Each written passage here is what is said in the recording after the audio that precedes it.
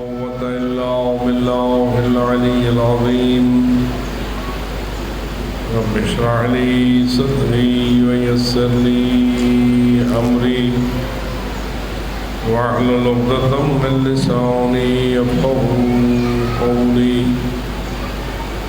أعوذ بالله من الشيطان اللعين الرجيم بسم الله الرحمن الرحيم الحمد لله رب العالمين والصلاة والسلام على أشرف الأنبياء والمرسلين سيدنا ونبينا ومولانا أبي القاسم محمد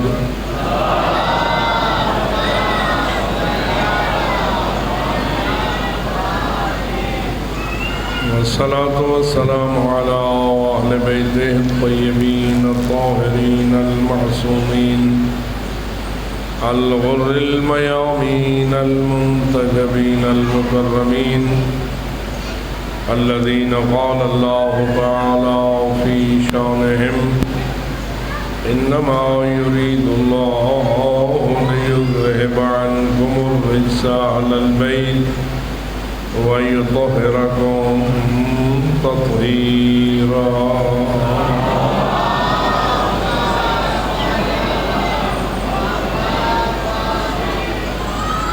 ورحمة الله على أحبابهم وأصحابهم وشيعتهم ومواليهم أجمعين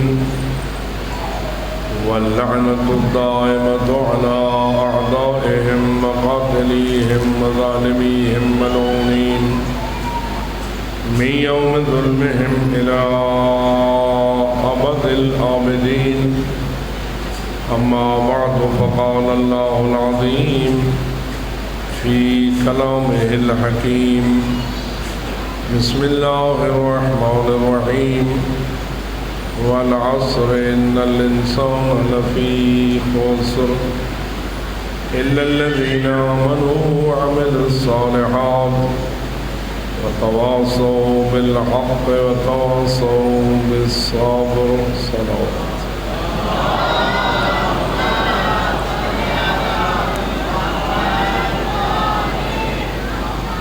نعرہ تکبیر نعرہ رسالت نعرہ حیدری حسینیت حسینیت حسینیت یزیدیت یزیدیت یزیدیت بآواز بلند صلوات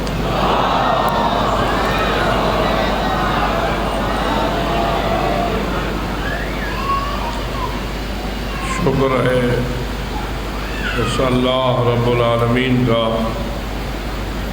جس نے ہمیں ان گنت نعمتوں سے نوازا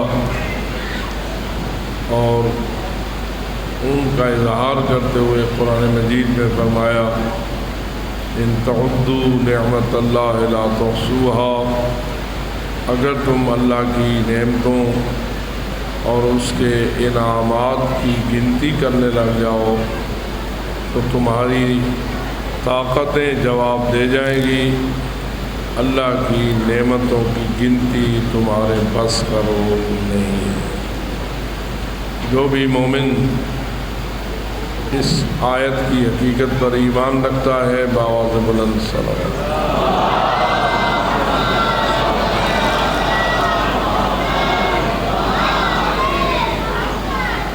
لیکن اللہ کی نعمتیں دو قسم کی ہو سکتی ہیں، ایک وہ نعمت جس کا تعلق انسان کے بدن سے ہے اور ایک وہ نعمت جس کا تعلق انسان کی روح سے ہے۔ اس لیے کہ ہر انسان فقط جسم رکھنے والا انسان نہیں ہوتا، ہر انسان کو اللہ نے دو بنیادیں عطا فرمائی ہیں، ایک جسم اور بدن ہے اور دوسری روح ہے، اور ہر ایک کی نعمت ایک دوسرے سے جدا جدا ہو سکتی ہے، لیکن آیا جسمانی نعمتیں زیادہ وزن رکھتی ہیں یا روحانی نعمتیں زیادہ وزن رکھتی ہیں؟ آپ کو اللہ نے جسم بھی عطا فرمایا ہے اور روح بھی عطا فرمایا ہے، لیکن کیا جسم کے لیے جو نعمتیں فائدہ مند ہوتی ہیں وہ زیادہ وزنی شمار ہوتی ہیں، یا روح کے لیے جو ترقی کا باعث بنتی ہیں وہ زیادہ وزنی شمار ہوتی ہیں؟ اگرچہ کہ عوام الناس کی اکثریت تو ساری زندگی صرف کرتی ہے جسمانی نعمتوں کی ترقی اور اضافے کے لیے۔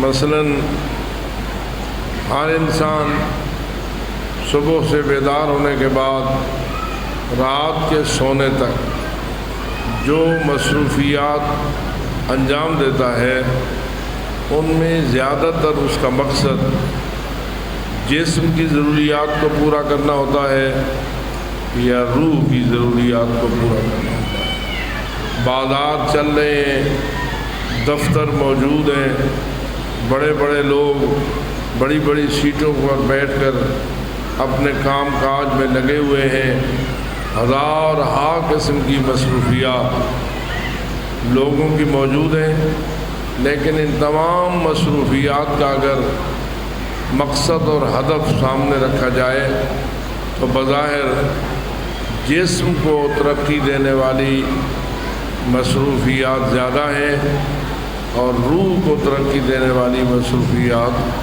بہت کم ہیں۔ اللہ نے ہمیں عقل دی ہے، فکر دی ہے۔ جتنے بھی انسان ہیں، میں یوں کہہ سکتا ہوں کہ ہر اس وقت انسانوں کی 4 قسمیں ہو سکتی ہیں۔ ایک ایسا انسان جو کافر ہو، ایک ایسا انسان جو مشرک ہو، ایک ایسا انسان جو منافق ہو، اور ایک ایسا انسان جو مومن ہو۔ جتنے مومن بیٹھے ہیں اپنے ایمان کو خراج تحسین پیش کرنے کے لیے بآواز بلند صلوات۔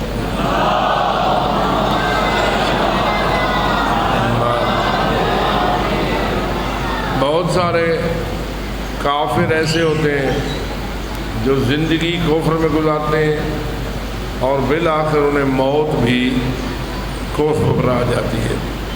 بہت سارے انسان ایسے ہوتے ہیں جو ساری زندگی مشرک رہتے ہیں اور آخر ان کی موت بھی شرک پر ہو جاتی ہے۔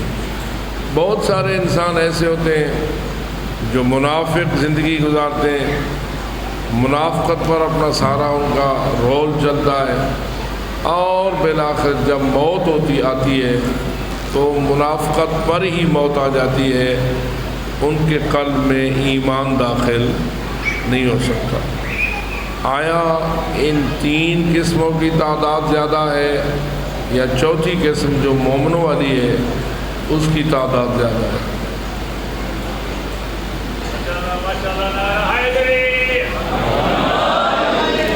کافر، مشرک اور منافق، ان تینوں کو اکٹھا کرو، ان کی تعداد اس عالم دنیا میں زیادہ ہے یا مومنوں کی تعداد زیادہ ہے؟ دوسرے الفاظ میں اگر کہوں، لا الہ الا اللہ ماننے والوں کی تعداد زیادہ ہے یا لا الہ الا اللہ کا انکار کرنے والوں کی تعداد زیادہ ہے؟ محمد الرسول اللہ صلی اللہ علیہ وآلہ وسلم اس پر ایمان رکھنے والوں کی تعداد زیادہ ہے یا پاک پیغمبر کی نبوت و رسالت کے انکار کرنے والوں کی تعداد زیادہ ہے؟ اسی طرح ظاہر میں ایمان، اندر میں منافقت، ایسے منافقوں کی تعداد زیادہ ہے یا مخلص مومنوں کی تعداد زیادہ ہے؟ تو نتیجہ کیا نکلا؟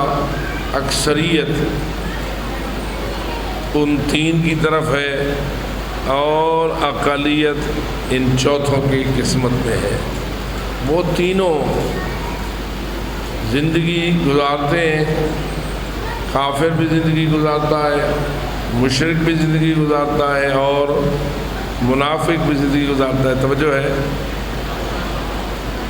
آیا وہ اپنی زندگی مصروفیات میں گزارتا ہے یا نہیں, کاروبار کرتا ہے یا نہیں, ملازمت کرتا ہے یا نہیں, روزی کماتا ہے یا نہیں, دیگر مصروفیات زندگی اس کی بھی ہوتی ہیں یا نہیں, اور اگر ہوتی ہیں کہ یقیناً ہوتی ہیں. کوئی بندہ ہاتھ پہ ہاتھ رکھ کے نہیں بیٹھتا, حتیٰ کہ آنکھیں ہیں تو استعمال کرتا ہے, زبان ہے تو استعمال کرتا ہے, ہاتھ ہیں تو استعمال کرتا ہے, پاؤں ہیں تو استعمال کرتا ہے. یہ جتنی نعمتیں اللہ نے ان کو دی ہیں, وہ کافر ہیں لیکن نعمتیں ضرور استعمال کرتے ہیں, مشرک ہیں لیکن اللہ کی نعمتوں کو ضرور استعمال کرتے ہیں, منافق ہیں اور اللہ فرماتا ہے کہ ان المنافقین فی الدرک الاسفل من النار. اللہ کو ان منافقوں سے بہت نفرت ہے, کافروں اور مشرکوں سے بھی زیادہ وہ منافقوں سے نفرت کرتا ہے. یہ سارے اللہ کی دی ہوئی نعمات کو استعمال میں لاتے ہیں اور کوئی بغیر استعمال کے نہیں چھوڑتا. ان کا ہدف آیا اپنی جسمانی ضروریات کو پورا کرنا ہوتا ہے یا روحانی ضروریات کو پورا کرنا ہوتا ہے.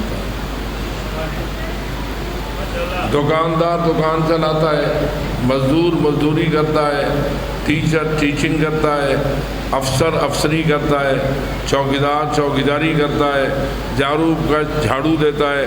غرض ہے کہ بڑے سے بڑے اعلیٰ سیٹ پر بیٹھنے والے ہوں یا معمولی سے معمولی عہدے کو نبھانے والے ہوں, چوکیدار ہوں, جھاڑو کش ہوں, یہ سارے کافر مشرک اور منافق مصروف تو رہتے ہیں, بغیر مصروفیت کے ان کی زندگی نہیں گزرتی. لیکن ان کا مقصد جسم کو فائدہ پہنچانا ہوتا ہے یا روح کو فائدہ پہنچانا ہوتا ہے. یعنی جسمانی خدمت کرنے کی توجہ زیادہ ہے اور روح کی طرف کسی کی توجہ کم ہے. روح کی طرف اگر توجہ ہے تو فقط اور فقط ان لوگوں کی جو روحانیت پر ایمان رکھتے ہیں, جو روح کو مانتے ہیں. روح زندہ بھی ہو سکتا ہے, روح مردہ بھی ہو سکتا ہے, روح ترقی یافتہ بھی ہو سکتا ہے, روح پسماندہ بھی ہو سکتا ہے.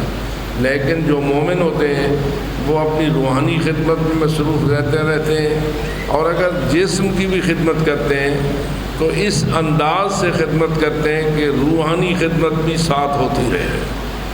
مثلا ایک مومن اگر کاروبار کرتا ہے تو آیا اپنے کاروبار میں اس کا مقصد ساتھ ساتھ روح کی ترقی بھی ہوتا ہے یا نہیں؟ اگر اس کو آپ لیں سادہ انداز میں تو یوں کہیں گے, اگر وہ اپنے کاروبار میں حلال و حرام کی پابندی کرتا ہے تو اس کا مطلب یہ ہے کہ وہ اپنی روح کو ترقی دینا چاہتا ہے. اگرچہ روزی بھی کما رہا ہے, مال متاع بھی لے رہا ہے, دنیا بھی کما رہا ہے, لیکن دنیا حرام طریقے سے نہیں کما رہا, حلال طریقے سے کما رہا ہے. کیوں؟ جانتا ہے کہ حرام کمانے سے میری روح پہ برا اثر ہوگا اور حلال کمانے سے میری روح کو تازگی ملے گی. تو ایمان اور چیز ہے, کفر شرک اور منافقت اور چیز ہے. 8 ارب تقریباً اس وقت مردم شماری کے مطابق زمین پر انسان آباد ہیں. مشرق و مغرب شمال اور جنوب ان تمام ممالک کی جو آبادی ہے عام طور پر یہی بتایا جاتا ہے کہ 8 ارب انسان اللہ کی زمین پر آباد ہیں. ان 8 ارب میں سے مومن زیادہ ہیں یا کافر و مشرک و منافق زیادہ ہیں؟ بڑے بڑے ملک ہیں, ان کے بڑے بڑے منصوبے ہیں.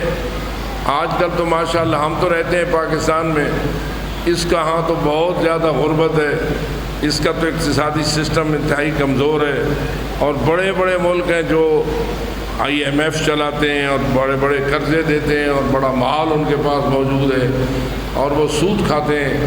پوچھا جائے سود کیوں کھاتے ہو؟ تو سود کا فائدہ ہوتا ہے زیادہ مال بنانا، زیادہ دنیا کمانا، زیادہ رزق کی بوریاں اکٹھی کرنا.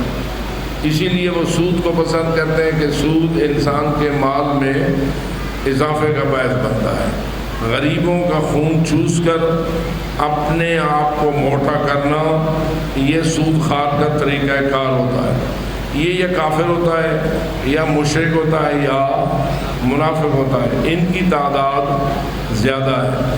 جسمانی خدمات، جسمانی ضروریات میں اپنے آپ کو مگن رکھنا، ان کی تعداد زیادہ ہے، اور روحانی ضروریات میں اپنے آپ کو مصروف رکھنا، ان کی تعداد بہت کم ہے. فرمائیے ان تمام اللہ کی دی ہوئی نعمتوں میں روحانی ترقی کا مقام زیادہ ہے یا جسمانی ترقی کا مقام زیادہ ہے؟ میں توجہ یہ دلانا چاہتا ہوں کہ آج پہلی مجلس ہے نئے سال کی. اس نئے سال کی مجلس میں آپ ان چٹائیوں پر کیوں بیٹھے ہیں؟ کس لیے آئے بیٹھے ہیں؟ رات کے وقت ہے. اپنا آرام چھوڑ کر، اپنی دیگر بدنی ضروریات کو چھوڑ کر آپ یہاں عزاداری کے لیے آئے بیٹھے ہیں. بتائیے عزاداری کوئی اللہ کی عبادت ہے یا نہیں؟ جی، عزاداری کو آپ عبادت مانتے ہیں یا ایک رسم مانتے ہیں؟ عزاداری ایک عبادت ہے یا ایک رواج ہے؟ جی تھوڑا سا پھر توجہ کیجیے، اس لیے کہ ماشاءاللہ بڑے تعلیم یافتہ لوگ موجود ہیں اور مجلس فقط سننے کے لیے نہیں ہوتی، مجلس فکر کرنے کے لیے ہوتی ہے. اور اس لیے معصوم فرماتے ہیں التفکر افضل من عبادت 70 سنہ. فکر کرنا، فکر کو استعمال میں لانا، یہ 70 سال کی عبادت سے افضل عبادت ہے. تو انشاءاللہ آپ اپنی فکر کے ساتھ اپنی اس عبادت کو 70 سال سے بہتر عبادت بنائیں گے. میں یہ پوچھ رہا ہوں، عزاداری اللہ کا ایک بہت بڑا احسان ہے، اس لیے کہ یہ عبادت ہے. یہ کیا ہے؟ عبادت ہے. لوگ یہ سمجھتے ہیں فقط سجدہ کرنا عبادت ہے، فقط نماز پڑھنا عبادت ہے، فقط روزہ رکھنا عبادت ہے، یا اس قسم کی دیگر عبادات ہیں. میں آپ سے اس بات کی طرف توجہ دلانے کے لیے عرض کر رہا ہوں کہ عزاداری عبادت ہے یا رواج ہے؟ جی عبادت ہے. عبادت روح کو فائدہ دیتی ہے یا جسم کو؟ اگرچہ جسم کو بھی فائدہ دیتی ہے، لیکن اصل فائدہ کس چیز کا ہوتا ہے؟ روح کا ہوتا ہے. لہذا عزاداری فقط چاول کھانے کے لیے نہیں، فقط نیاز کھانے کے لیے نہیں. بے شک کھاؤ، پکاؤ، جو بھی بنام امام حسین تقسیم کرو اور اس سے استفادہ کرو، ممنوع نہیں ہے، سب صحیح ہے. لیکن اصل ہدف بندے کے جسم کو موٹا کرنا ہوتا ہے یا اصل اس مشن کو تقویت دینا ہوتا ہے جس کو حسینیت کہتے ہیں. تو دراصل عزاداری کو ایک بہت سارے لمبے طبقے نے بدعت قرار دے دیا. آپ جانتے ہیں مجھ سے زیادہ معاشرے میں رہتے ہیں بہت سارے بڑے بڑے لوگ جن کے پیچھے لاکھوں مرید ہیں، بلکہ کروڑوں مرید ہیں، اور ان کی بات کو مثل نبی مانا جاتا ہے. ان کی بات کو اتنی تابع داری کی جاتی ہے کہ شاید نبی پاک کی کسی بات کو چھوڑ دیا جائے، اپنے مرشد پیر اور ملا کی بات کو نہیں چھوڑا جاتا، اس کی بات کے پیچھے ساری زندگی لگ جاتی ہے. تو بہت سارے ایسے پیر بہت سارے ایسے مرشد، بہت سارے ایسے علماء، بہت سارے ایسے لوگ ہیں کہ جو عزاداری کو بدعت سمجھتے ہیں۔ بدعت عبادت ہوتی ہے، واضح کہ بدعت تو عبادت کو نہیں کہا جا سکتا، عبادت کے مقابلے میں کھڑی ہے بدعت۔ بدعت تو ضلالت ہے، بدعت تو گمراہی ہے، بدعت تو جہنم ہے، بدعت تو اللہ کی ناراضگی کا نام ہے۔ لیکن ہم عزاداری کرنے والے عزاداری کو عبادت سمجھتے ہیں، اور ہمارے مقابل میں ایک ایسا لمبا چوڑا گروہ موجود ہے اور وہ پوری دنیا میں پھیلا ہوا ہے، اور ان کا مقام بھی اپنے مقام پر دنیاوی لحاظ سے بڑا اونچا ہے، لیکن وہ عزاداری کو کیا سمجھتے ہیں؟ وہ بدعت سمجھتے ہیں، آپ عبادت سمجھتے ہیں۔ عبادت وہ ہوتی ہے جس پہ اللہ راضی ہو، اور بدعت وہ ہوتی ہے جس پہ اللہ ناراض ہو۔ بوادرن صلوات۔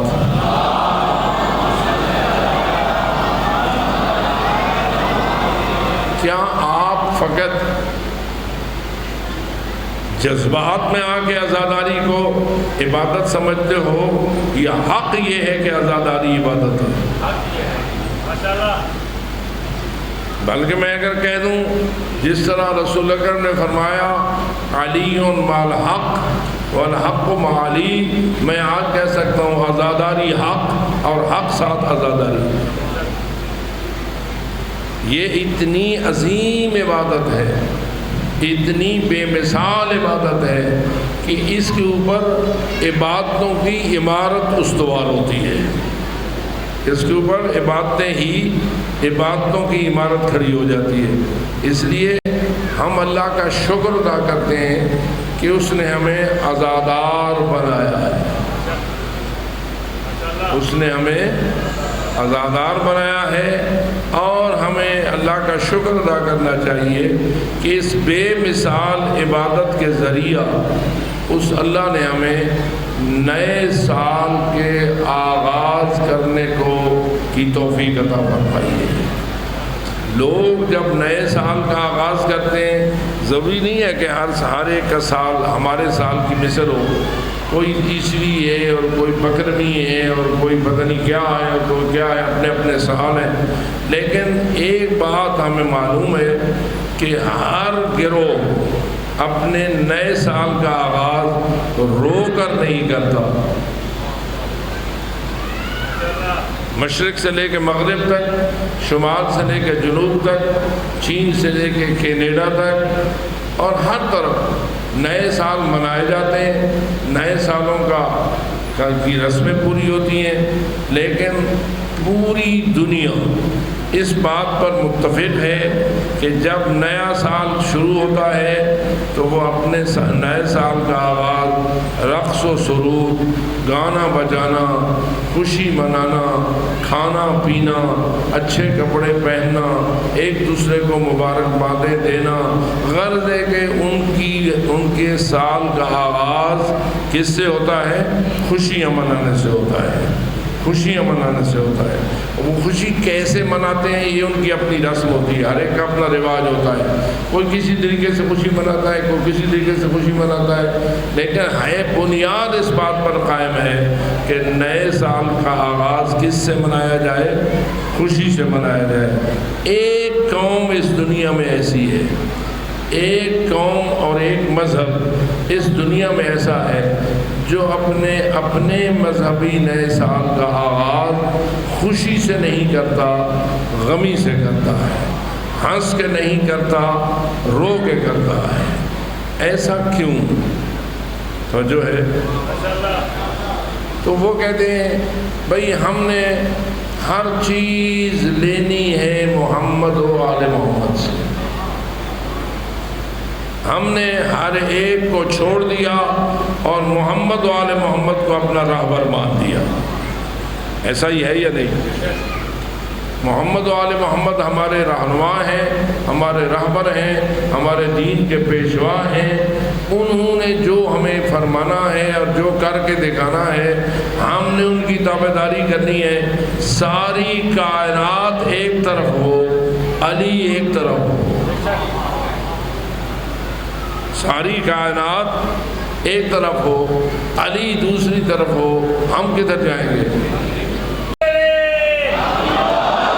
اور یہ میرا جملہ نہیں ہے، یہ حدیث رسول ہے۔ رسول اکرم نے یہ ارشاد فرمایا کہ اگر تم دیکھو کہ ساری کائنات ایک راستے پہ جا رہی ہے اور علی اکیلا ایک اور راستے پہ جا رہا ہے، ساری کائنات ایک طرف جا رہی ہے اور علی تنہا ایک اور طرف جا رہا ہے، تو رسول اکرم کی حدیث پاک اور قرآن کے بولنے والی زبان ما ینطق عن الہویٰ ان هو الا وحی یوحیٰ جس کی سند ہے، وہ زبان فرماتی ہے اگر ساری کائنات ایک طرف ہو اور اکیلا علی ایک طرف ہو تو حق ادھر ہے جدھر علی ہے،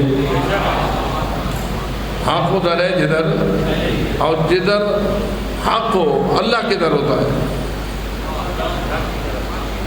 جدھر علی ادھر اللہ، یا اللہ علی سے اور کی طرف۔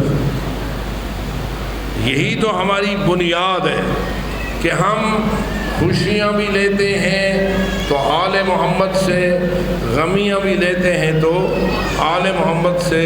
حدیث پاک میں یہ بات بڑی تفصیل کے ساتھ آئی ہوئی ہے کہ ہمارا شیعہ کون ہے۔ آل محمد فرماتے ہیں ہمارے شیعہ کی نشانی کیا ہے؟ ہمارے ماننے والوں کی نشانی یہ ہے کہ من یفرح بفرحنا ومن یحزن بحزننا، جو ہماری خوشی میں خوش ہو اور ہمارے غمی میں مغموم ہو، وہ ہمارا شیعہ ہے۔ تو ہم دیکھ رہے ہیں کہ اہل بیت رسول نے، محمد و آل محمد نے اپنے نئے سال کا آغاز گریے سے کیا یا کسی اور خوشی سے کیا؟ اور جو کچھ محمد و آل محمد کریں، بلکہ یوں کہہ دوں جو کچھ آل محمد کرتے ہیں، کیا کوئی ایک ذرہ بھر اس بات کا احتمال یا گنجائش موجود ہے کہ آل محمد کچھ اور کریں اور محمد مصطفیٰ کچھ اور کریں؟ ایک صلوات پڑھیے۔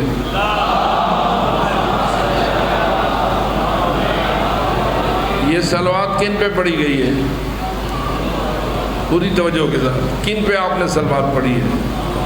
محمد و آل محمد کو۔ محمد اور آل محمد کا آپس میں رشتہ کتنا گہرا ہے۔ ایک رشتہ ہوتا ہے خاندانی، ایک ہوتا ہے نظریاتی۔ ذرا توجہ رہے میرے الفاظ میں۔ ایک خاندانی رشتہ ہوتا ہے اور ایک نظریاتی رشتہ ہوتا ہے۔ ذرا اس حدیث کو بھی سامنے رکھیے۔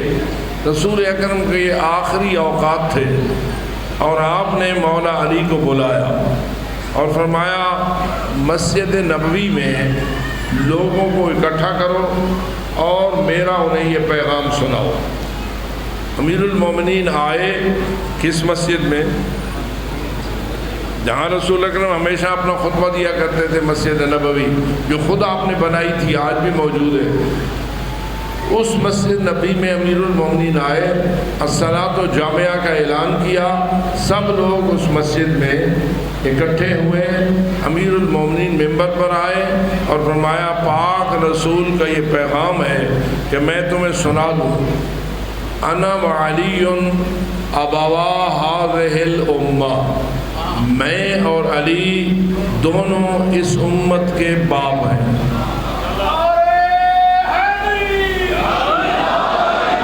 پھر ذرا تھوڑا سا توجہ کے ساتھ بات نعرہ لگائیے اور توجہ ضرور ساتھ رہے۔ میں اور علی کون ہیں؟ اس امت کے۔ اچھا، امت میں سعادات بھی ہوتے ہیں اور غیر سعادات بھی ہوتے ہیں۔ رسول اکرم سعادات کے باپ ہیں یا غیر سعادات کے باپ ہیں؟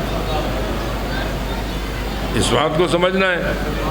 بلوچوں کے باپ ہیں، بھٹیوں کے باپ ہیں، بھٹوں کے باپ ہیں، یہ جتنی قومیں آپ کی ہیں، ان سب قوموں کے افراد کے باپ آیا رسول اکرم ہیں یا نہیں؟ بھائی تم تو فقط سعادات کو مانتے ہو، رسول کی اولاد نہیں۔ ناراض تو نہیں ہو رہے؟ سادات کا جو احترام ہے وہ کس بنیاد پر ہے؟ تمام غیر سادات آیا سادات کے احترام کو لازم سمجھتے ہو یا نہیں؟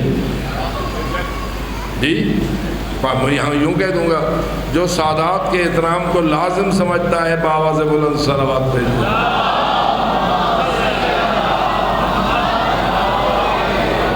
یہ احترام سادات کا اتنا لازم کیوں ہے؟ تو جواب یہ ہے کہ سادات اولاد رسول ہیں، اولاد علی و بطول ہیں، ٹھیک ہے نا؟ چونکہ اولاد رسول ہیں اس لیے لائق احترام ہے۔ اس حدیث میں آپ سن رہے ہیں کہ مولا علی علیہ السلام کو رسول اکرم پیغام دے رہے ہیں۔ مولا علی ایک بہت بڑا اجتماع کر کے مسجد کے ممبر پر آ کر رسول اکرم اپنے بستر پر ہیں، وہاں سے پیغام یا نقل کرتے ہیں کہ میرے پاک رسول نے مجھے پیغام دیا ہے، میں تمہیں سنانا چاہتا ہوں۔ وہ پیغام کیا ہے؟ انا وعلی ابوا ہذہ الامہ، میں اور علی اس پوری امت کے باپ ہیں، امتیوں کو بھی باپ ہے۔ اور جو رہی ہے میری بات کی، اب ذرا تھوڑا سا دقت کرنا پڑے گی کہ سادات کے باپ ہونے کا مطلب کیا ہے اور امت کے باپ ہونے کا مطلب کیا ہے۔ تو میں اس لیے واضح کر رہا تھا، ایک رشتہ ہوتا ہے نسبی، ایک رشتہ ہوتا ہے نظریاتی، جسے آپ مذہبی بھی کہہ سکتے ہیں، دینی رشتہ بھی کہہ سکتے ہیں۔ تو جو نسبی رشتہ ہوتا ہے وہ بھی عظیم ہے۔ ہم جو رسول کی اولاد ہے اس کی عظمت میں کوئی کمی نہیں کرنا چاہتے، لیکن اولاد رسول کا رسول سے جو تعلق ہے یا رشتہ ہے وہ نسبی ہے، یعنی وہ باپ ہیں، یہ ان کی اولاد ہیں، اور جو بھی زہرا کی اولاد ہے وہ رسول کی اولاد ہے، اس لیے وہ سادات ہیں۔ اور واضح ہے کہ جو علی کی دوسری اولاد تھی مولا علی کی، یعنی دیگر بیویوں سے جو آپ کی اولاد تھی مثل حضرت عباس کے، سادات تو وہ بھی ہیں، لیکن جو زہرا کی اولاد کی شان ہے، جو حسنین کی اولاد کی شان ہے، وہ کسی اور کی شان نہیں۔ ان کا رشتہ نسبی ہے، اور اگر وہ نسب زہرا کے ذریعہ ملتا ہو تو اس کی شان انا اعطینا کل کوثر ہو جاتی ہے۔ تو اس لیے میرے عزیز دوستو، رشتہ نسبی ایک ہوتا ہے مذہبی، دینی اور نظریاتی رشتہ۔ یہ جو رسول کے فرما رہے ہیں میں پوری امت کا باپ ہوں اور میرا بھائی علی بھی اس پوری امت کا باپ ہے، یہ کس معنی میں ہے؟ آیا نسبی رشتے کی بات ہو رہی ہے یا نظریاتی رشتے کی بات ہو رہی ہے؟ واضح ہے کہ جس کا دین، جس کا مذہب، جس کا نظریہ، جس کا عقیدہ، جس کا عین حیات وہی ہے جو محمد مصطفیٰ نے دیا۔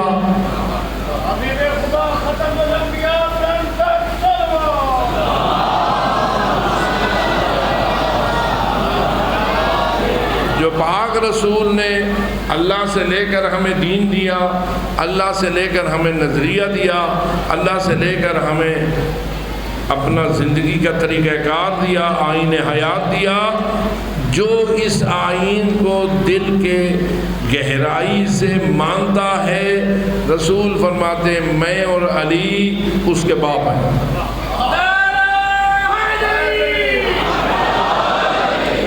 اس معنی میں جو محمد و علی کا بیٹا بیٹھا ہے وہ بآواز بلند صلوات پڑھیں۔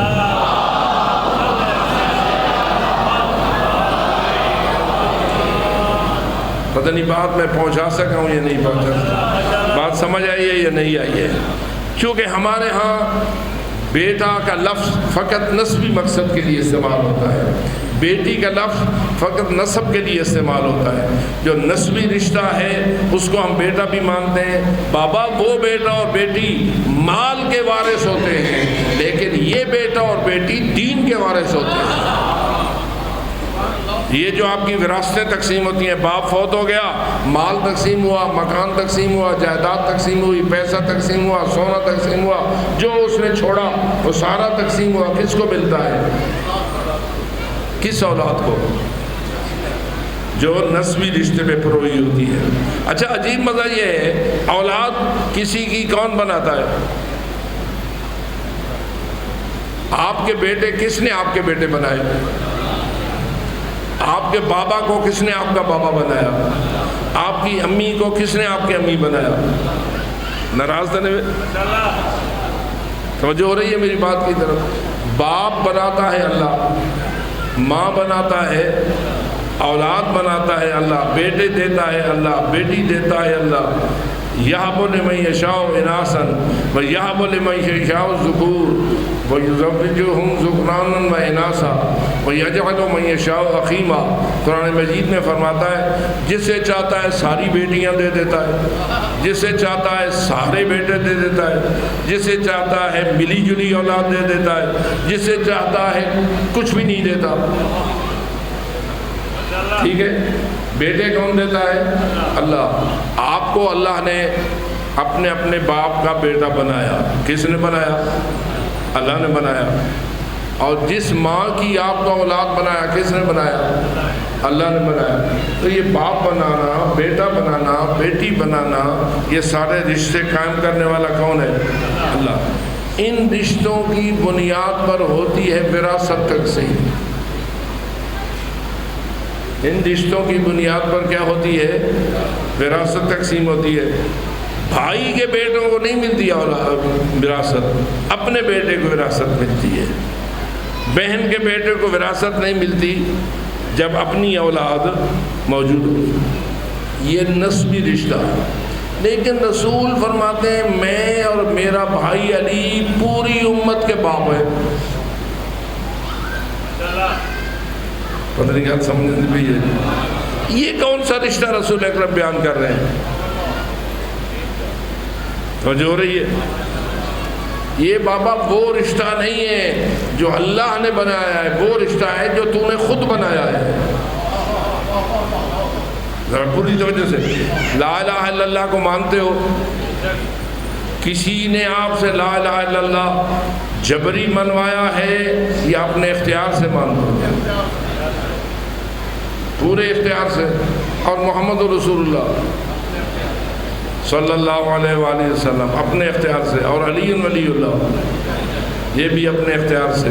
جو اللہ کو اللہ مانتا ہے اپنے اختیار سے، جو محمد مصطفیٰ کو اللہ کا رسول مانتا ہے اپنے اختیار سے، جو علی مرتضیٰ کو اپنا امام مانتا ہے اپنے اختیار سے۔ نعرہ حیدری،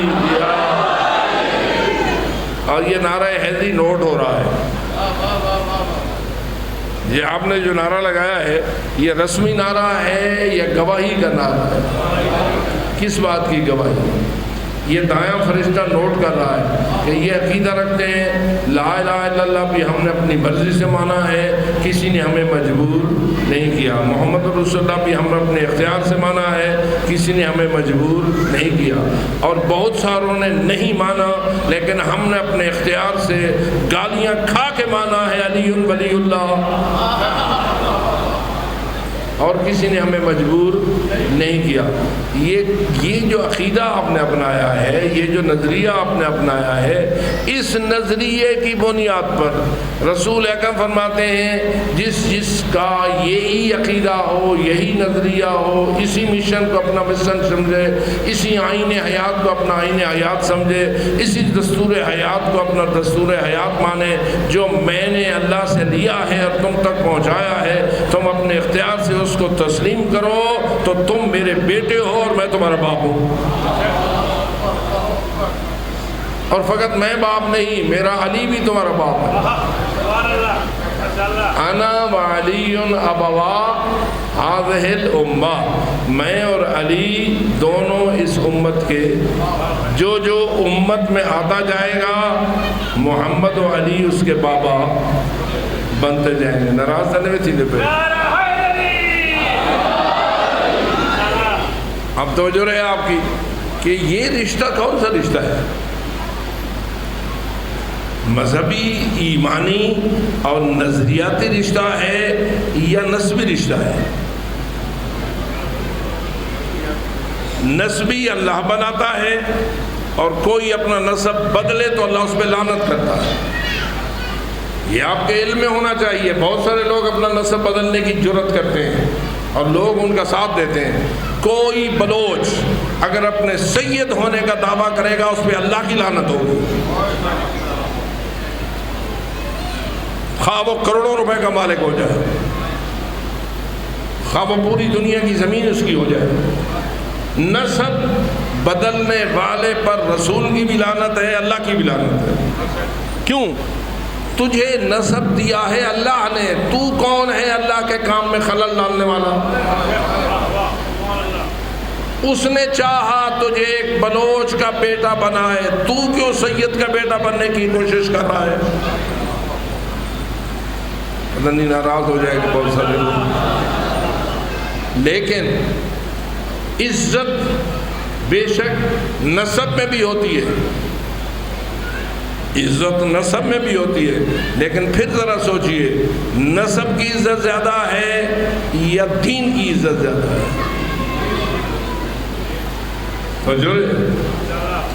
تو اس لیے جس نے اس دین کو اپنایا جو رسول اکرم لائے، اور اس دین پر عمل کیا اور اس کو اپنا نظریہ حیات مانا، جسے علی اور اولاد علی نے بچایا، اس شخص کو بہت بڑا مقام ملتا ہے۔ بس اوقات ہو سکتا ہے اولاد رسول اس مقام پہ فائز نہ ہو جس پہ یہ امت ہی فائز ہو جائے۔ میں اگر آپ سے پوچھوں کہ حضرت سلمان فارسی اولاد زہرا تھے، اولاد علی و بطول تھے، اولاد رسول تھے، لیکن ان کا مقام بہت ساری اولاد رسول سے بلند تھا یا نہیں؟ جی، حضرت ابو ذر غفاری خاندان غفار کے اونٹ چرانا ان کا کام تھا۔ مکے کے اس میں صحراؤں میں اونٹ چرایا کرتے تھے۔ کیوں نہ یہ واقعہ بیان کر دوں۔ ایک دن اونٹ چرا رہے ہیں، ایک بھیڑیے نے ان کے اونٹوں پر حملہ کرنے کی کوشش کی۔ انہوں نے ڈنڈا لے کر اس بھیڑیے کو بھگانا چاہا، وہ پیچھا کر رہے ہیں، بھیڑیا ادھر سے حملہ کرتا ہے، وہ بھگاتے ہیں، پھر وہ ادھر سے آ جاتا ہے، پھر وہ ادھر سے حملہ کرتے ہیں، وہ ادھر سے آ جاتا ہے۔ کہتے ہیں کتنا خبیث ہے تو بھیڑیا، ذرا توجہ رہے، کتنا خبیث ہے تو، میں تجھے دور بھگانے کی کوشش کرتا ہوں تو پھر ادھر آ کے حملے کرتا ہے۔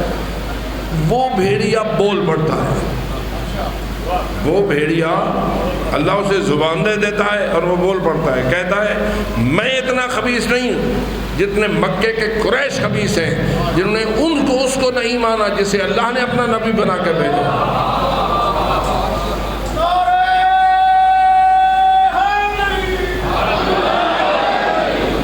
اپنی بات سمجھ آ گئی ہے نہیں؟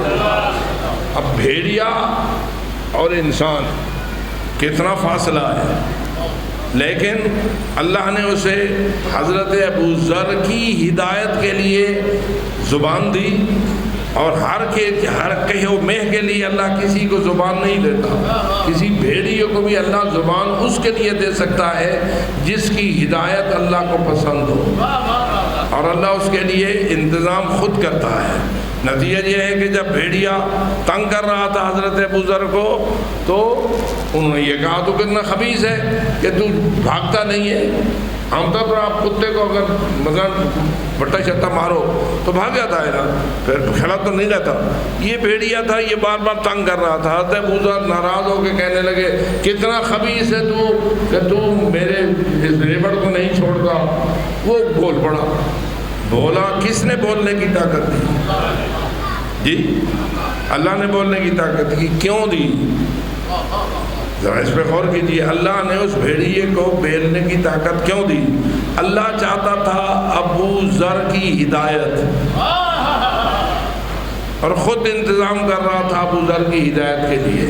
ابو ذر نے جب سنا بھیڑی کی آواز تو بھیڑیا کہہ رہا ہے میں اتنا خبیث نہیں ہوں جتنا مکے کے قریشی خبیث ہیں جو اللہ کے نبی کو نہیں مانتے۔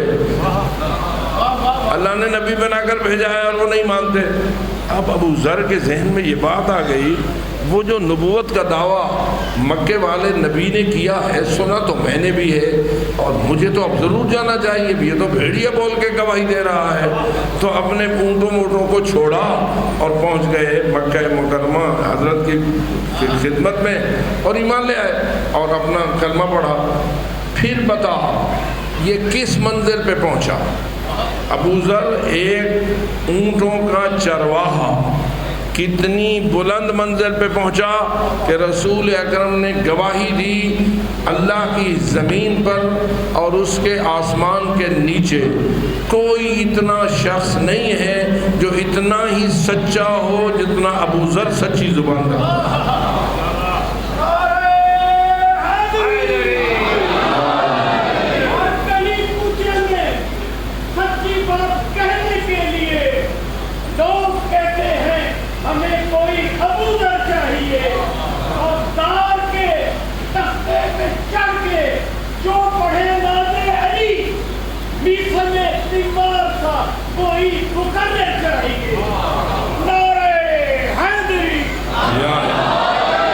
اب آپ نے سمجھ لیا کہ حضرت ابو ذر اپنے ایمان کے حوالے سے، اب میں کہہ رہا ہوں محمد و علی کو اپنا باپ ماننے کے حوالے سے اس منزل پہ جا پہنچے کہ زبان صادق رسول نے گواہی دی کہ زمین و آسمان کے درمیان اصدق ذی لہجۃ من ابی ذر، ابی ذر سے زیادہ سچی زبان والا کوئی نہیں ہے۔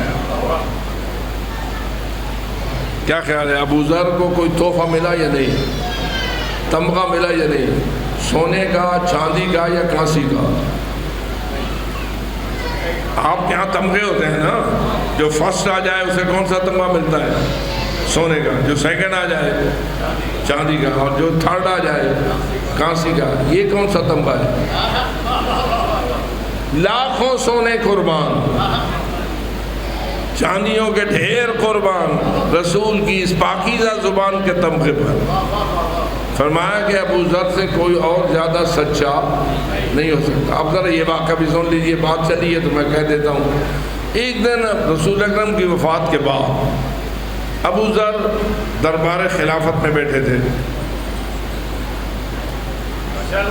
دربار خلافت میں بیٹھے تھے۔ وہ زمانہ ایسا تھا کہ جس کے پاس بھی کوئی رسول اکرم کی حدیث یاد ہوا کرتی تھی وہ ایک دوسرے کو بیان کیا کرتے تھے، کیونکہ رسول اکرم کی وفات ہو گئی تھی اور زمانہ حضرت کی حدیث کا گزر رہا تھا، تو لوگ ایک دوسرے کو رسول اکرم کی حدیثیں سنایا کرتے تھے۔ یعنی میں گیا تو میں نے رسول اکرم سے یہ بات سنی، دوسرے نے یہ بات سنی، ایک دوسرے کو نقل کیا کرتے تھے۔ ایک حدیث حضرت ابو ذر نے دربار خلافت میں ایسی نقل کی کہ دربار خلافت والے کو شاید کوئی زیادہ اچھی نہ لگی ہوگی۔ ابو ذر کو کہنے لگے کیا آپ کے پاس کوئی گواہ ہے اس بات کا کہ یہ رسول کی حدیث ہے؟ اب اس جملے کو اپنی آنکھوں کے دیکھے کی گواہی اور کانوں سے سنے کی گواہی دے رہا ہوں۔ اب حضرت علی نے گواہی تو دے دی کہ یہ رسول کی حدیث ہے۔ جب اس نے پوچھا کہ آپ موجود تھے تو فرماتے ہیں نہیں۔ تو وہ کہنے لگے یا علی یہ کیسی گواہی ہے، میں تھا نہیں، گواہی ہے۔ سمجھو رہے؟ اب ایک اہم ترین سوال پیدا ہو گیا نا کہ تم نے ابو ذر کے بارے میں یہ گواہی دے دی کہ یہ جو بیان کر رہا ہے یہ رسول کی حدیث ہے، لیکن جب بات آئی اس بات کی کہ آپ تھے تو آپ کہتے ہیں میں اس محفل میں موجود نہ تھا۔ اس وقت یہ کیسی گواہی ہے پھر آپ کی؟ اب علی مولا نے جو جملہ کہا وہ یہ تھا چونکہ میں نے رسول کی زبان سے سن رکھا ہے کہ زمین و آسمان کے درمیان ابو ذر سے زیادہ سچی زبان والا کوئی نہیں ہے، سب سے بڑا سچا ابو ذر ہے۔ میں محفل میں تھا تو بھی ابو ذر سچا، میں نہیں تھا تو بھی ابو ذر سچا۔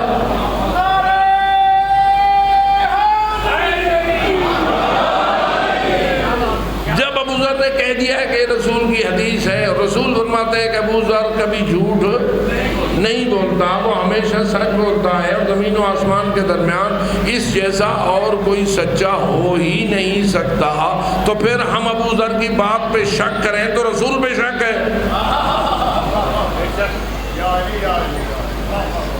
بات سمجھ آئیے؟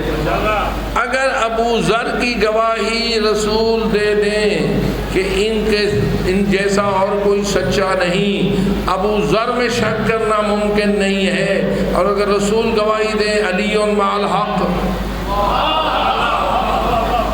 والحق مع علی، اور کوئی اس علی حق کے سامنے لے کے تلوار علی کو مارنے کے لیے کھڑا ہو جائے اور اپنے آپ کو حق سمجھے، ذرا کڑی سے کڑی پہ لانا چاہیے۔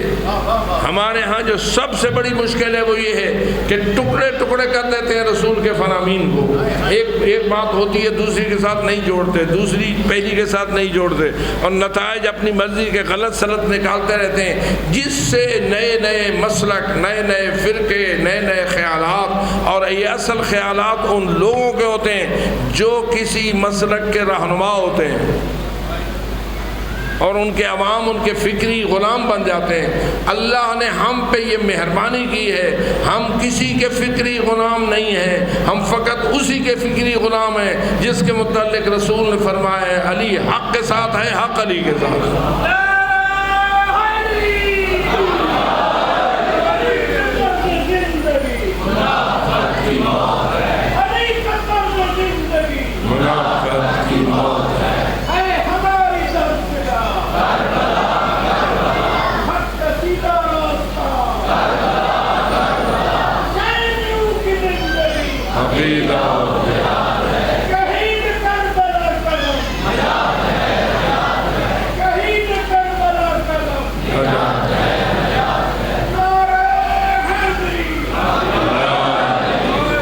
تو عزیزان من، ہم تو اس اصول پہ کھڑے ہیں کہ جو کچھ لینا ہے آل محمد سے لیں گے،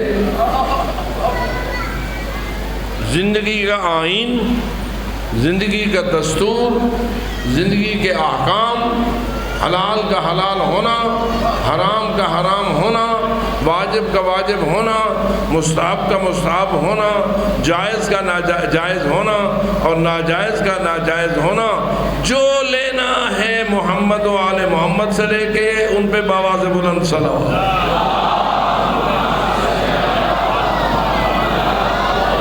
اور ہم اس یقین پر تھے، ہیں، اور اسی پہ مریں گے اور اسی پہ اٹھیں گے کہ آل محمد کبھی رسول کے خلاف نہیں کہہ سکتے، جو کچھ رسول نے فرمایا وہی حق، اور آل محمد کبھی رسول کے خلاف کسی اور کے بارے میں کوئی احتمال دیا جا سکتا ہے، بھول جائے، غلط کہہ دے، پیسے کے پیچھے چلا جائے، اقتدار کی غلامی میں چلا جائے، کسی اور مصیبت میں چلا جائے، کسی اور کے بارے میں تو احتمال دیا جا سکتا ہے، لیکن آل محمد، اہل بیت رسول، ان کی گواہی تو اللہ دے چکا ہے، انما یرید اللہ لیذھب عنکم الرجس اہل البیت ویطہرکم۔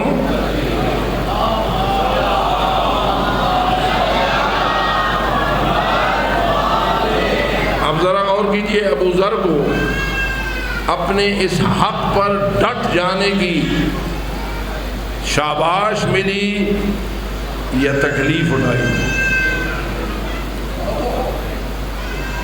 میں کسی اور زمانے کی بات نہیں کر رہا، کوئی 14ویں صدی کی بات نہیں ہے، رسول کی وفات کے فوراً بعد کے مسائل ہیں، اور نتیجہ یہ نکلتا ہے کہ بالآخر ابو ذر کو مدینے سے نکال دیا جاتا ہے،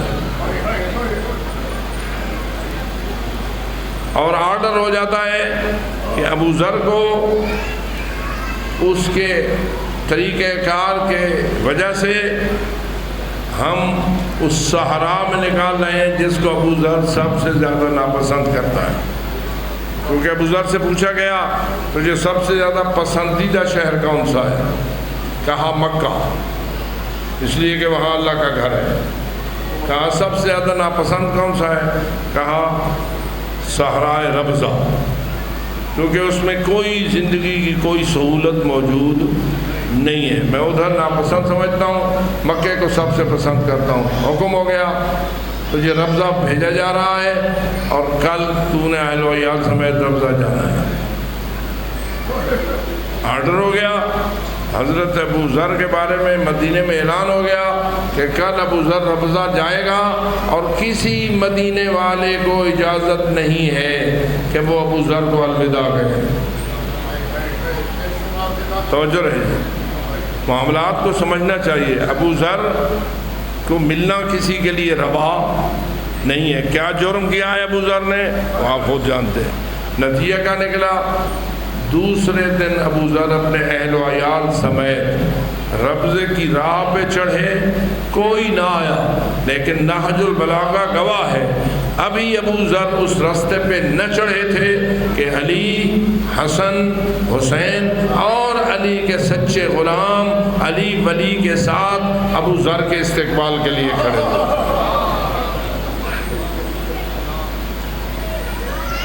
اور جب ابو ذر آئے تو امیر المومنین کا یہ جملہ آج بھی نہج البلاغہ میں موجود ہے، فرماتے ہیں ابو ذر یہ لوگ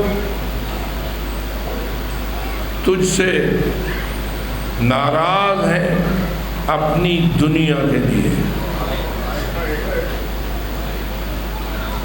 یہ تجھ سے ناراض ہیں اپنی دنیا کے لیے اور تو ان سے ناراض ہے اپنی آخرت کے لیے۔ بات سمجھ آ رہی ہے؟ یہ تجھ سے دور ہوتے ہیں اور تجھے اس قسم کی اذیتیں دیتے ہیں اپنی دنیا کے لیے، اور تو ان کو پسند نہیں کرتا اپنی آخرت کے لیے۔ اے ابو ذر، ان کی دنیا ان کے پاس رہنے دے، اپنی آخرت بچا اور ربضہ چلے جا۔ کیا خیال ہے؟ اگر ہمیں علی ایسا کہیں تو ہم ایسا کریں گے؟ ایسے حالات میں جو کرے گا وہی شیعہ ہے، جو نہیں کرے گا وہ لوڑ ملوڑ ہے، دعویٰ کچھ اور کرتا ہے، حقیقت کچھ اور ہے۔ ہمیں ان باتوں کی طرف توجہ رہنا چاہیے۔ حضرت ابو ذر کو حضرت امیر المومنین نے یہ کہہ دیا اپنی آخرت بچا اور ربضہ چلا جا۔ ابو ذر چلے گئے۔ اب ربضہ میں کوئی مکان نہیں، کوئی پانی نہیں، کوئی ذریعہ زندگی نہیں، کوئی بستی نہیں، کچھ بھی نہیں۔ ایک بوڑھا انسان خود صحرا کے چھوٹے چھوٹے پتھر ڈھونڈ کر اللہ کی چھوٹی سی مسجد بناتا ہے۔ تو جو رہے کیسے لوگ ہوتے تھے، ان کا آئین حیات کیا ہوتا تھا، یہ کس سے لیتے تھے یہ دستور زندگی؟ اس دکھی ماحول میں جہاں کوئی چیز پیدا کرنا مشکل ہے، ابو ذر اللہ کی مسجد بنا رہا ہے۔ 2 بندے اس میں نماز پڑھے، ایک بندہ اس میں نماز پڑھے، پتھر فقط اکٹھے کر کے ایک 4 دیواری کی شکل بنا دی ہے، لیکن ہے تو مسجد۔ لیکن اس مشکل ترین دور میں بالآخر ابو ذر کا بیٹا بھی فوت ہو جاتا ہے، ابو ذر کی بیوی بھی فوت ہو جاتی ہے، کوئی نہیں ہے، اپنے ہاتھوں سے غسل، اپنے ہاتھوں سے کفن، اپنے ہاتھوں سے جنازہ، اپنے ہاتھوں سے قبر کھودتا ہے، بیوی کو بھی دفن کرتا ہے، بیٹے کو بھی دفن کرتا ہے۔ آخر وہ وقت آ جاتا ہے، ایک چھوٹی سی بیٹی موجود ہے اور ابو ذر کا اپنا وقت آ گیا۔ وقت احتضار آنے کو ہے۔ حضرت ابو ذر کو بیٹی عرض کرتی ہے، بابا تو فوت ہونے چلا ہے، تیرا غسل کون کرے گا؟ تجھے کفن کون پہنائے گا؟ تجھے جنازہ تیرا کون پڑھے گا؟ تیری قبر کون بنائے گا؟ میں تو چھوٹی سی بچی ہوں، میں تو ان باتوں کو نہیں جانتی، یہ کر بھی نہیں سکتی، میری طاقت ہی نہیں ہے، میں تو ایک جنگل میں بیٹھی ہوئی ہوں، کیسے ہوگا؟ اب سنیے، ابو ذر کہتا ہے میری بیٹی پریشان نہ ہو، میں ایک مرتبہ اپنے پاک پیغمبر کی محفل میں موجود تھا، ہم چند افراد موجود تھے، میں بھی اس میں موجود تھا، رسول اکرم ہم سب کو دیکھتے ہیں اور پھر فرماتے ہیں تم میں ایک ایسا شخص موجود ہے جو کسی غریب مقام پہ، ایک دور مقام پہ فوت ہو جائے گا، غربت میں فوت ہو جائے گا، جہاں کوئی نہ ہوگا اس کا غسل و کفن و دفن کرنے والا، لیکن وہ فوت ہو جائے گا، اللہ اس کا انتظام کرے گا، اس کی تجہیز و تکفین و تدفین کا انتظام اللہ کر دے گا۔ ابو ذر کہتے ہیں میں نے یہ جملہ سن لیا اور جو اس محفل میں موجود تھے ہمارے ساتھی، میں نے ان کا نام یاد کر دیا، یہ فلانا بھی ہے، فلانا بھی ہے، فلانا بھی ہے، لیکن اب مجھے یاد ہے جتنے تھے سارے مجھ سے پہلے فوت ہو گئے ہیں اور سارے شہروں میں فوت ہوئی ہیں، کوئی ایسے صحرا میں فوت نہیں ہوا، یہ صحرا میں موت میری آ رہی ہے اور میں سمجھ رہا ہوں جو کچھ رسول نے فرمایا تھا اس سے مراد میں تھا۔ غور کیجئے، پاک رسول کے فرامین پر ایمان اور یقین کس منزل پر ہے؟ ایک چرواہا ہے، کوئی ایم اے پی ایچ ڈی نہیں ہے، کوئی بہت بڑا سند یافتہ یونیورسٹی یافتہ نہیں ہے، لیکن پتہ نہیں ایمان کی کس منزل پہ پہنچا ہوا ہے، یقین کی کس منزل پہ پہنچا ہوا ہے۔ نبی نے جو اشارہ کیا تھا میں نے یاد رکھا تھا، جتنے تھے سارے فوت ہو گئے، کوئی اس طرح غربت میں فوت نہیں ہوا جیسے میں فوت ہو رہا ہوں۔ اس لیے میری بیٹی پریشان نہ ہو، میرے نبی کا فرمان حق ہے، میرے نبی کا فرمان حق ہے، میری روح جب پرواز کر جائے بس تو اتنا کر چھوڑنا، میری ابا میری لاش جنازے پہ ڈال دینا، وہ اس صحرا سے ایک راستہ گزرتا ہے جس سے کبھی کبھی حاجیوں کے قافلے گزرتے ہیں، اس لیے کہ حاجی اس زمانے میں قافلہ بنا کے نکلتے تھے، صحراؤں سے بھی گزرتے تھے، مشکل راستوں سے بھی گزرتے تھے، گزر جاتے تھے، وہاں سے کوئی گزر جائے گا تو اس راستے کے کنارے بیٹھ جانا اور اللہ کے نبی کے فرمان پہ یقین کرنا، اللہ کا نبی جو فرما چکا ہے یقیناً کچھ نہ کچھ ہو جائے گا۔ نتیجہ یہ نکلا، وہ چھوٹی سی بچی وفات حضرت ابو ذر کے بعد ابا ان کی اوپر ڈال دیتی ہے اور اپنا برقع چھوٹا سا پہن کے، اپنا پردہ پہن کے اس صحرا کے راستے پہ کھڑی بیٹھ جاتی ہے۔ اب وہاں سے ایک حاجیوں کا قافلہ گزر رہا ہے جس میں حضرت مالک اشتر موجود ہے، جس میں حضرت مالک اشتر موجود ہیں۔ مالک اشتر نے راستے کے کنارے ایک چھوٹی سی بچی کو اپنے پردے میں لپٹا ہوا بیٹھا دیکھا تو مالک کو ایمان نے اجازت نہ دی کہ میں اس بچی کو اکیلا چھوڑ کے چلا جاؤں اور اپنا حج کرتا پھروں، نہیں اترے، پوچھا بیٹی تو کون ہے، یہاں اکیلی اس صحرا میں کیسے بیٹھی ہوئی ہے؟ جواب میں کہتی ہے میں اللہ کے نبی کی صحابی ابو ذر کی بیٹی ہوں، وہاں ابو ذر کا جنازہ پڑا ہوا ہے، میرے پاس کوئی نہیں ہے جو میرے بابا کی تجہیز و تکفین کا انتظام کرے، مجھے انہوں نے فرمایا تھا میں اس راستے پہ اس لیے بیٹھی ہوں کہ فرمایا تھا اللہ کے نبی کا فرمان پر حق ہے، کوئی آئے گا اور تیرا انتظام ہو جائے گا، میں تو اس لیے بیٹھی ہوں۔ جو ہی مالک کو پتہ چلا بیٹی ابو ذر کی بیٹھی ہے صحرا میں، ابو ذر کا جنازہ وہ پڑا ہوا ہے، اپنے سارے قافلے کو کہا ہمارے لیے روا نہیں ہے کہ ہم اس وقت چلے جائیں، پہلے اس فریضے کو انجام دیں پھر آگے سفر کریں گے۔ آ گئے، اب غسل بھی ہو گیا، کفن بھی حضرت عمار نے اپنا، چونکہ اس زمانے میں لوگ اپنا کفن لے کے صحراؤں سے گزرتے تھے اور سفر کیا کرتے تھے، کفن بھی اپنا پہنا دیا، جنازہ بھی ہو گیا، تدفین بھی ہو گئی، قبر بھی بن گئی۔ اب جب فارغ ہو گئے چاہا کہ ہم اگلا سفر شروع کرے. بچی آگے بڑھی, بابا کی تربت پہ بیٹھ کر اس نے رونا شروع کر دیا, کیونکہ بابا سے الوداع کر رہی تھی, رونا شروع کر دیا. حضرت مالک نے کہا اے میرے ساتھیوں تھوڑی دیر انتظار کرو, اس کا غم ہلکا ہو جائے, اس کو حق حاصل ہے. اپنے بابا کی تربت پہ بیٹھ کر روئے, جتنی دیر روئے ہم اتنی دیر انتظار کریں. جب یہ تربت کو چھوڑے گی ہم اسے اس گھر پہنچانے کی کوشش کریں گے جو یتیموں کا سہارا بنتا ہے, جو یتیموں کو پالا جاتا ہے. وہ اب انتظار کرنے لگے.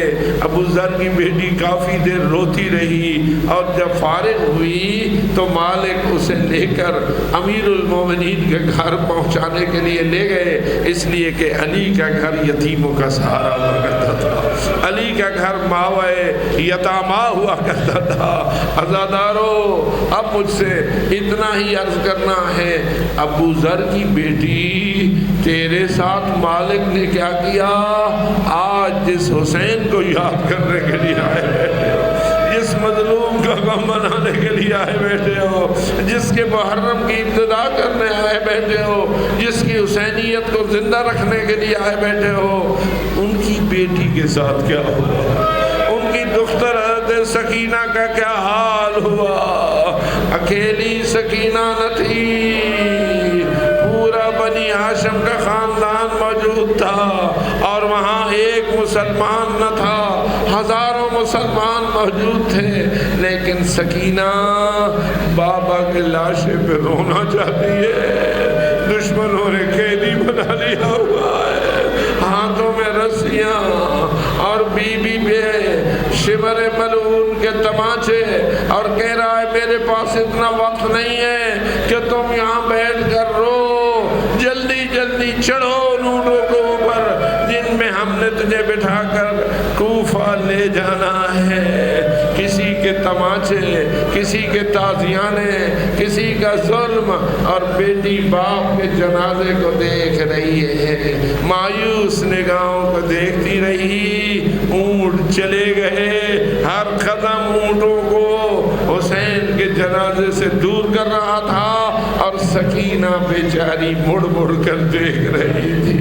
آؤ عزادارو ہم سلام پیش کریں, ہم خراج عقیدت پیش کریں, ہم تعزیت پیش کریں, ہم گریہ کریں, ہم ماتم کریں, اس لیے کہ رونے سے سال کا آغاز کرنا یہ ہماری سنت ہے, فقط ہماری نہیں بلکہ رسول کی سنت ہے.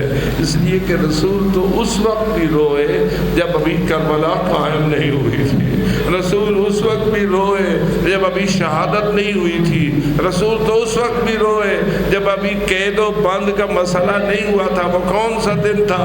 جس دن امام حسین کی ولادت ہوئی تھی. رسول آئے تھے, اپنے لخت جگر کو گود میں لیا تھا, کان میں آذان کہی تھی, بائیں کان میں اقامت کہی تھی, زبان چسائی تھی, اور اس کے بعد دیکھا زہرائے بطول نے, رسول نے رونا شروع کر دیا. رسول کے آنسو بہنے لگے, اور حضرت کی ریش اطہر اپنے آنسوؤں سے تربتر ہونے لگی.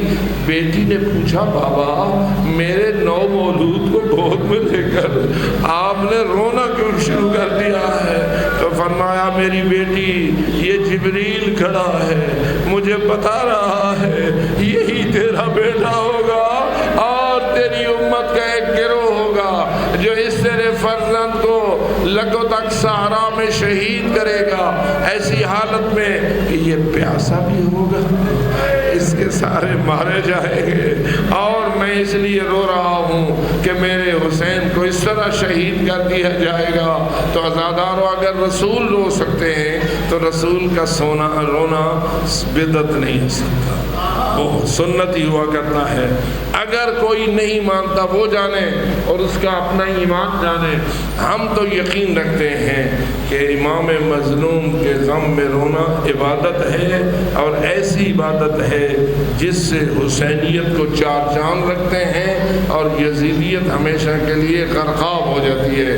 حسینیت زندہ باد رہتی ہے اور یزیدیت مردہ باد ہو جاتی ہے، اور ہم اس عزاداری سے زندہ ہیں، عزاداری کے صدقے زندہ ہیں، عزاداری کے لیے زندہ ہیں، عزادار جینا چاہتے ہیں، عزادار مرنا چاہتے ہیں، اور عزاداروں میں سے ہو کر اٹھنا چاہتے ہیں۔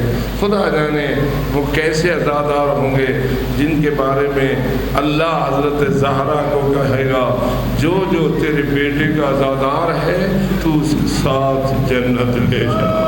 ہم تیری شفاعت کو قبول کرتے، اے اللہ ہمیں بی بی طاہرہ کی شفاعت نصیب فرما، اور ہمیں اس گریے کے ذریعہ جہنم سے محفوظ فرما اور جنت کا حقدار بنا۔